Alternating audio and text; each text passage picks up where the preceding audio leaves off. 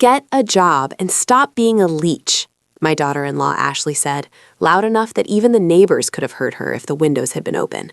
And for a moment, the only sound left in the room was the faint hum of the refrigerator and the ticking clock above the stove, while I sat there at the edge of the dining table, my hands resting quietly in my lap, staring down at a plate of food that had suddenly lost all taste and meaning.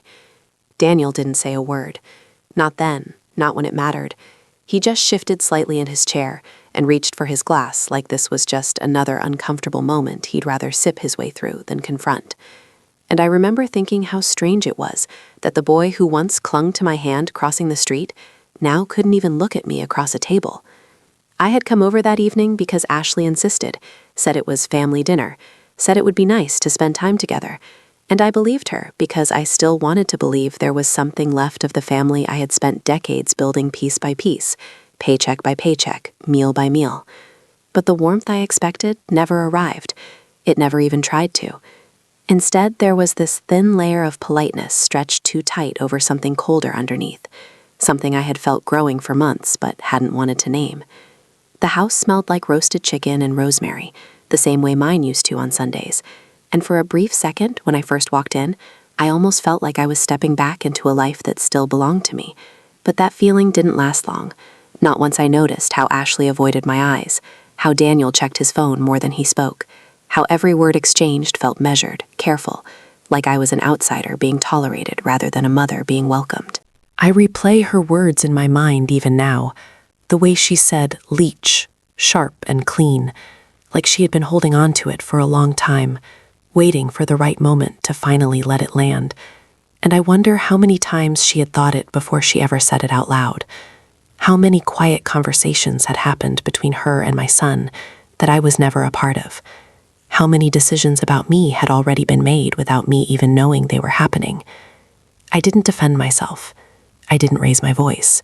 I didn't push my chair back or storm out like a younger version of me might have done years ago. Instead, I sat there, feeling the weight of 38 years of motherhood settle into my bones, remembering every late night, every extra shift, every sacrifice that had once felt like love, and now felt like something else entirely, something that had been quietly rewritten into obligation, into inconvenience. I noticed small things in that silence, the way Ashley's fork tapped lightly against her plate, the way Daniel's jaw tightened for just a second before he looked away, the way the air itself seemed to thicken, pressing down on my chest. And I realized in that moment that this wasn't just about one sentence spoken too harshly at dinner. This was about a story they had already decided to tell about me, a role they had already assigned me in their lives, and I had just heard it spoken out loud for the first time. I reached for my napkin, folded it carefully, placed it beside my plate, and finally lifted my eyes to look at both of them. Not with anger, not even with sadness, but with something quieter, something steadier, the kind of calm that only comes when a truth settles in so deeply there's no point fighting it anymore. And even though I said nothing, not a single word, I knew as I sat there in that dimly lit dining room that they had made a mistake. Not because they hurt me, but because they had finally shown me exactly who they were. And once you see something that clearly, you can't ever pretend you didn't. I drove home that night with both hands steady on the wheel, even though my chest felt tight in a way I had not experienced before, not even the day I buried my husband 3 years ago, because grief had been honest. Grief had not tried to disguise itself as something else. But this quiet shift in how my own son looked at me, how his wife spoke to me, it felt colder, more deliberate, like something that had been building slowly while I was still holding on to memories that no longer existed in their world. The streetlights passed one by one as I made my way back to the small house Daniel grew up in, the same house I had nearly lost twice during the years I worked double shifts at the diner and cleaned offices at night just to keep the mortgage paid. And as I pulled into the driveway, I sat there for a long moment with the engine still running, staring at the porch light I always left on out of habit, as if someone might be coming home to me, as if there was still a version of life where I was not alone. Inside, Everything was exactly where it had always been. The framed photos on the wall, the worn armchair by the window, the kitchen counter with its familiar scratches. And yet, it felt different now. Not because anything had changed in the room, but because something had shifted inside me. Something that refused to go back to the way it was before that dinner. I set my purse down carefully, hung my coat on the same hook I had used for years, and I moved through the house slowly, noticing things I had not paid attention to in a long time, like the silence. Not the peaceful kind, but the kind that settles in when there is no one left to fill it. And I realized that for months, maybe even longer, I had been waiting for Daniel to call more often, to stop by without being asked, to remember that I was still here. But those moments had become fewer and fewer, replaced by short conversations, delayed replies, and polite excuses that always seemed to have Ashley's voice somewhere behind them. I walked into the kitchen and opened the refrigerator, not because I was hungry, but because it was something to do, something normal, and I stood there staring at the neatly arranged containers, the leftovers I had prepared earlier that week, meals I used to cook in larger portions when I thought there would be someone to share them with. And I could not help but think about how many times I had sent food over to their house, how many times Ashley had accepted it with a tight smile and a quick thank you that never quite reached her eyes. I closed the refrigerator and leaned against the counter, letting the quiet settle around me. And for the first time, I allowed myself to ask a question I had been avoiding, not out of fear, but out of habit. Because for most of my life, I had been the one who made things easier, who smoothed over discomfort, who chose patience over confrontation. But now I wondered, when exactly had I become someone they could speak to that way? When had my presence turned into something they tolerated instead of valued? When had my sacrifices been rewritten into something so small they could dismiss it with a single word? I moved into the living room and sat down in my chair, the same chair where I used to sit with my husband in the evenings, watching television, talking about Daniel's future, planning for a time when things would be easier, when we would finally be able to rest. And I thought about how proud we had been of him, how certain we were that we had raised a man who understood loyalty, respect, and responsibility. And I wondered if those values had faded over time, or if they had simply been replaced by something more convenient. The clock on the wall ticked steadily, marking each second with quiet precision, and I sat there listening to it, feeling something settle into place inside me. Not anger, not even sadness, but clarity, a kind of calm understanding that I could not ignore anymore. And I realized that the woman who had walked into that dinner expecting warmth was not the same woman who had just walked out of it, because now I could see things for what they were, without excuses, without hopeful interpretations. And once you see that clearly, there is no going back to pretending everything is fine. There is only the question of what you are going to do next. I woke up the next morning before the sun had fully risen, the pale light barely filtering through the curtains. And for a moment, I lay still in bed, listening to the quiet hum of the house, as if it might tell me something I had missed. But all I heard was the same steady silence that had greeted me the night before. And I realized that nothing had changed outside of me, only inside, where something had settled into place with a clarity I could not ignore. I moved slowly through my morning routine, making coffee the way I always had, measuring it carefully, pouring hot water over the grounds, watching the steam rise in soft curls. But even that familiar ritual felt different now, like I was observing my own life from a distance rather than living inside it. And as I carried the mug to the kitchen table, I noticed how the chair across from me remained empty, just as it had been for years. Yet today, that emptiness seemed to carry a different weight, one that was no longer just about loss, but about understanding.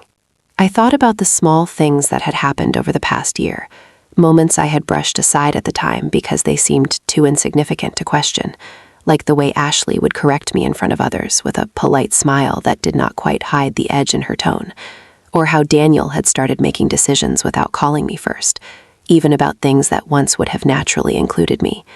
And I remembered the holidays that had grown shorter, the visits that had become less frequent, the conversations that felt more like obligations than connections. And I began to see a pattern that had been there all along, quietly forming while I was still holding on to the version of family I believed we still were. I recalled a Sunday afternoon not long ago when I had brought over a casserole, the kind Daniel used to ask for when he was younger, and how Ashley had taken it from my hands with a quick thank you before setting it aside without even asking me to stay. And I had told myself they were busy, that young couples had their own routines, that it was natural for things to change. But now, sitting alone at my table, I understood that those moments had not been random. They had been signals, small pieces of a larger truth I had not wanted to put together. I took a sip of my coffee, letting the warmth settle slowly, and I asked myself a question I had avoided for far too long. Not because I was afraid of the answer, but because I had been conditioned to put others first, to make excuses, to fill in the gaps where respect should have been. But this time I did not look away from it. I did not soften it. I let it stand exactly as it was. And the answer came with a quiet certainty that surprised me in its simplicity. They had already decided who I was in their lives, and it was not someone they felt they needed to honor. It was someone they believed they could manage, adjust, and, when necessary, dismiss. I set my mug down and looked around the kitchen. Really looked this time. At the cabinets I had chosen years ago. At the table where Daniel had done his homework.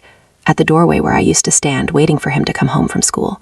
And I realized that every inch of this house held evidence of a life I had built with intention, with effort, with love. And yet somehow, in their eyes, all of that had been reduced to something disposable, something they could label with a single word and move on from. I stood up slowly and walked to the window, watching as the morning light grew stronger, casting long shadows across the yard. And I felt that same calm from the night before return, steady and unshaken. Because for the first time in a very long time, I was not trying to fix anything. I was not trying to reach out or explain or make things easier for anyone else. I was simply seeing things as they were, without distraction, without denial. And in that clarity, I began to understand something else, something even more important than what they had done or said. I began to understand what I was no longer willing to accept. I stood there by the window longer than I realized, watching the morning settle into its usual rhythm.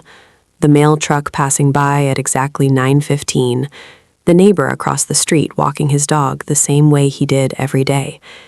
Everything outside moving forward, like nothing had changed, while inside me, something had shifted too deeply to ignore. And as I turned away from the glass, I found my eyes resting on a photograph hanging on the wall, one I had walked past 1,000 times without really seeing. A picture of Daniel at 8 years old, standing in front of this very house with a missing front tooth and a grin so wide it looked like the whole world belonged to him. I walked over slowly and took the frame down, holding it in my hands as memories began to surface. Not all at once, but in small, steady pieces, like something long buried finally rising to the surface. And I remembered the winter he caught a bad flu, and I stayed up for 3 nights straight, sitting beside his bed, checking his temperature every hour, whispering to him when he stirred, promising him he was safe, that I was there. And I remembered the years after his father passed, how quiet the house became then too. But back then, the silence was something we carried together, not something that separated us. I thought about the mornings I woke up before dawn to make him breakfast before school, even when I had only slept a few hours after coming home from work. The way I would pack his lunch carefully, adding a small note when I could, just to remind him that someone was thinking about him in the middle of his day. And I remembered the evenings when I would sit at this very table helping him with homework, even when I barely understood the assignments myself, because it mattered to me that he never felt alone in anything he faced. There were years when money was tight, tighter than I ever let him see, years when I chose to fix the same old car instead of buying a new one, when I skipped things I needed so he could have things he wanted, when I told myself that someday all of it would mean something, that the effort, the sacrifice, the constant putting him first would build something lasting, something that would carry forward into the kind of man he would become. I set the photograph back down carefully and leaned against the wall, letting those memories settle around me. And I began to see another pattern, one I had never fully acknowledged before, not because it was not there, but because I had always chosen to interpret it differently, to soften it, to explain it away, because it was easier to believe that love remained unchanged than to accept that it could be reshaped over time into something unrecognizable. I thought about the first time Ashley came into our lives, how polite she had been, how attentive, how quickly she had learned the things that mattered to Daniel, and how naturally she had stepped into his world. And I remembered how I had welcomed her, how I had made space for her without hesitation, believing that family could only grow stronger when more people were included. But now, looking back, I could see the subtle shifts that followed, the way decisions started being made without me, the way traditions began to change, the way my presence slowly moved from the center of his life to the edges, not all at once, but gradually, quietly, until one day I found myself sitting at a table where I no longer recognized my place. I walked back to the kitchen and rested my hands on the counter, feeling the cool surface beneath my palms, grounding myself in something real, and I allowed myself to acknowledge what I had been resisting, not with anger, not with bitterness, but with a kind of steady acceptance that came from finally seeing the full picture.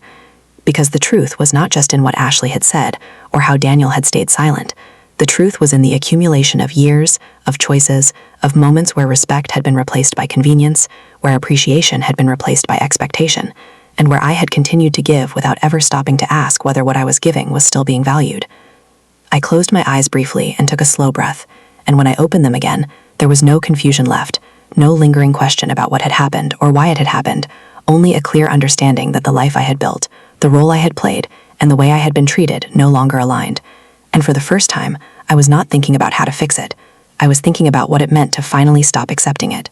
I did not call Daniel that day, and that alone was unusual enough that I noticed it almost immediately, because for years I had been the one to reach out first, to check in, to make sure everything was running smoothly in a life that was no longer mine to manage.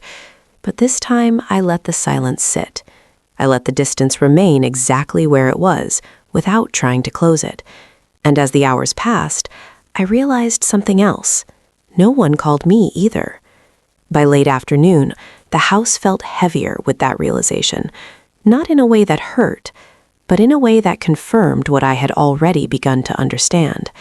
And instead of pacing or filling the quiet with distractions, I picked up my purse, grabbed my keys, and drove to a place I had not visited in months. Not because I had forgotten about it, but because I had convinced myself there was no reason to go back. The office building looked the same as it always had, modest, well-kept, with a small brass plaque near the entrance that read, "Robert Hayes, Attorney at Law." And as I stepped inside, the familiar scent of paper and polished wood greeted me like something from another chapter of my life, one that had been quietly waiting for me to return. I had known Robert for years. He had handled everything after my husband passed, from the paperwork to the details I could not bring myself to think about at the time. And he had always been patient, always clear, never one to rush me through decisions that carried weight. And when his assistant recognized me, she smiled in a way that felt genuine, not polite, not strained, but warm, the kind of warmth I had not felt in a while. He saw me without an appointment, which did not surprise me, and when I sat across from him in his office, I noticed how carefully he listened before speaking, how he gave space for silence instead of trying to fill it. And for a moment, I almost did not know where to begin, because saying things out loud makes them real in a way that thinking never quite does.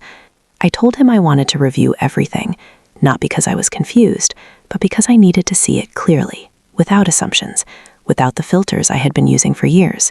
And he nodded, reaching for a folder I recognized immediately, one that had been closed and filed away long ago, as if it no longer mattered.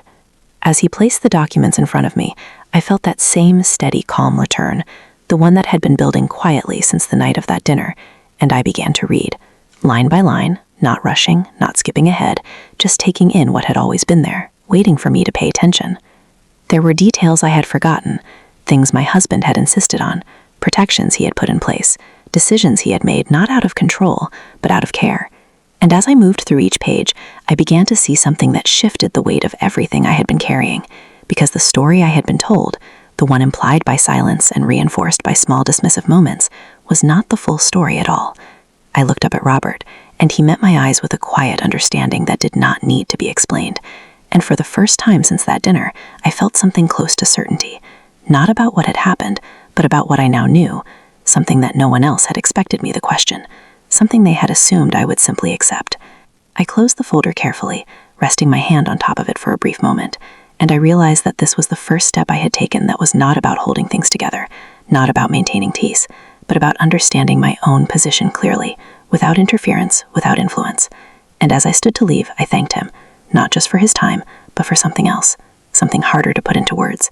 The simple act of treating me like someone whose decisions still mattered, whose presence still carried weight. When I stepped back outside, the late afternoon sun felt warmer than I expected, and as I walked to my car, I did not feel lighter, not exactly, but I did feel steadier, as if the ground beneath me had stopped shifting, and for the first time in a long while, I was not wondering what they were going to do next. I was beginning to understand what I would do instead. I did not rush into anything after that meeting. And that, more than anything, marked the shift inside me. Because for most of my life, I had reacted quickly when it came to my family. I had moved fast to fix, to adjust, to smooth things over before discomfort had a chance to settle. But now I understood that clarity did not require speed. It required patience. And for the first time, I allowed myself to sit with what I knew, instead of trying to soften it. The next morning, I woke up with a sense of direction that felt unfamiliar, but steady. And instead of reaching for my phone or falling into old routines, I made a list. Not a long one, not complicated, just a few simple things written in my own handwriting on a piece of paper. Things I needed to take care of, things I had postponed for years because they never seemed urgent when there were always other people to consider first. I drove into town just after 10, the streets busy in that quiet weekday way, people moving through their own lives without noticing anyone else. And I found comfort in that anonymity, in the simple fact that the world continued without needing me to hold it together. And my first stop was the bank, a place I had not thought much about beyond routine deposits and withdrawals. But now it felt different. Now it felt like a place where decisions could be made, where lines could be drawn. I sat down with a young man who introduced himself politely, his tone respectful in a way that felt genuine rather than practiced. And I explained that I wanted to review my accounts, all of them, not because there was a problem, but because I needed to understand exactly what was mine, what had been arranged, what had been assumed. And as he pulled everything up on his screen, I watched carefully, not with suspicion, but with attention, the kind of attention I had not given to these matters before, because I had trusted that everything would simply work the way it should. As the numbers appeared, as the details were laid out clearly in front of me, I felt that same quiet realization deepen, because nothing had been taken from me, nothing had been lost, but something had been assumed, something about my role, about my place, about my willingness to continue giving without question. And I understood then that what I was doing was not reclaiming anything that had been stolen, it was redefining what I would allow going forward. I asked questions, simple ones, clear ones, and I listened carefully to the answers, taking my time, making sure I understood each step, each option. And when the conversation turned to how accounts were structured, who had access, what could be changed, I did not hesitate the way I might have before. I did not think about how those changes might be perceived, or how they might be explained. I thought only about whether they reflected the reality I had finally accepted, and whether they protected the life I had built with my own hands. When I left the bank, the air felt different, not because anything around me had changed, but because I had taken a step that was entirely my own, a step that did not revolve around maintaining harmony or avoiding discomfort, but around establishing something solid beneath my feet, something that did not depend on anyone else's approval or understanding. I drove home slowly, noticing the small details along the way the sunlight filtered through the trees, the steady rhythm of traffic, the ordinary nature of everything. And it struck me how easy it had been, for years, to overlook these moments while focusing on everything else, everything outside of myself. When I pulled into my driveway and turned off the engine, I sat there for a moment, just as I had the night after that dinner. But this time the feeling was different. There was no weight pressing down on me, no confusion clouding my thoughts, only a quiet sense of control, not over other people, not over their choices or their behavior, but over my own. And as I stepped out of the car and walked toward the house, I understood that whatever came next would not catch me unprepared, because I was no longer standing in the same place I had been before. I did not expect them to come so soon, but 3 days later, just as I was finishing my morning coffee, I heard a car pull into the driveway, and I did not need to look out the window to know it was Daniel, because there is a certain way your child arrives that you recognize even when everything else has changed. I set my cup down slowly, not rushing, not reacting, just acknowledging that the moment I knew would come had finally arrived. And when the knock came at the door, it was not hesitant, not uncertain.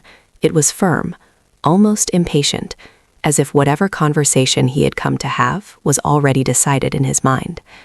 I opened the door, and there he was, standing on the porch in the same jacket I had bought him 2 winters ago, his expression tight, controlled, and behind him, a few steps back, stood Ashley, her arms crossed lightly, her posture composed in that way that always suggested she believed she was in control of the situation.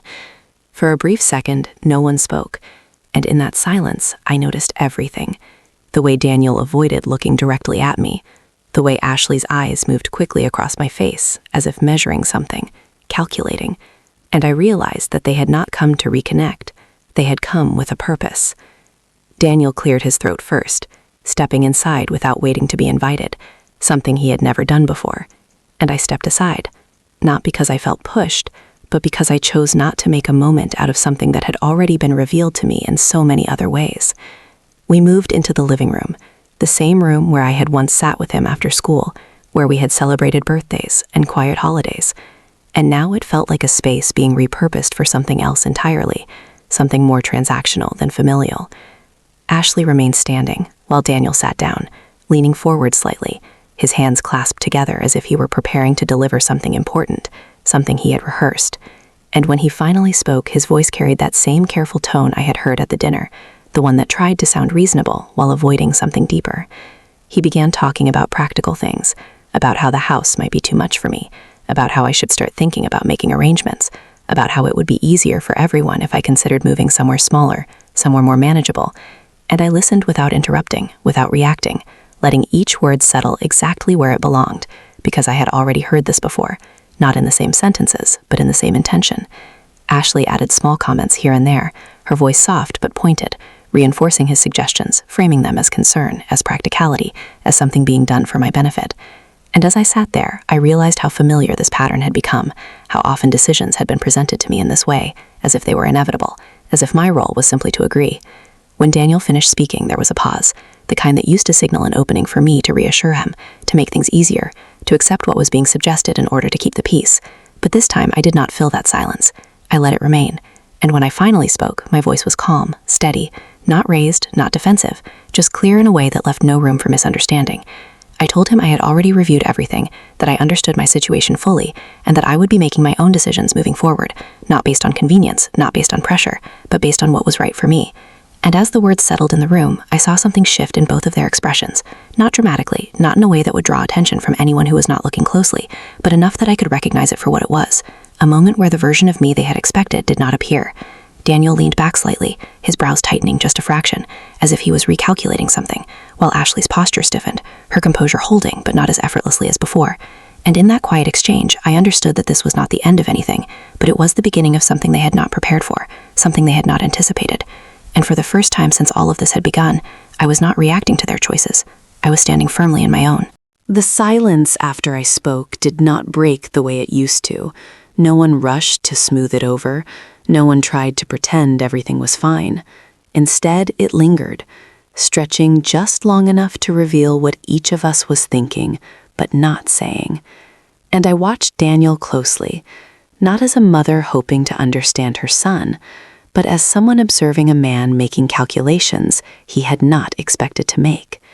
He shifted slightly in his seat, his fingers tightening together, before he finally looked at me directly, really looked this time, as if trying to reconcile the person in front of him with the version he had already decided I was. And I could see the uncertainty there, faint but unmistakable, like something just out of reach that he could not quite grasp. Ashley, on the other hand, recovered faster. She always did, her posture straightening, her expression smoothing into something polite but firm. And when she spoke, her voice carried that same controlled tone, but there was a sharper edge beneath it now, something less patient, less willing to wait for things to unfold naturally. She began to ask questions, not openly confrontational, but pointed enough to make their intention clear, asking what exactly I meant by making my own decisions, whether I had thought about the long term, about what would happen if I could not manage on my own, framing everything as concern while subtly steering the conversation back toward the outcome they had already envisioned.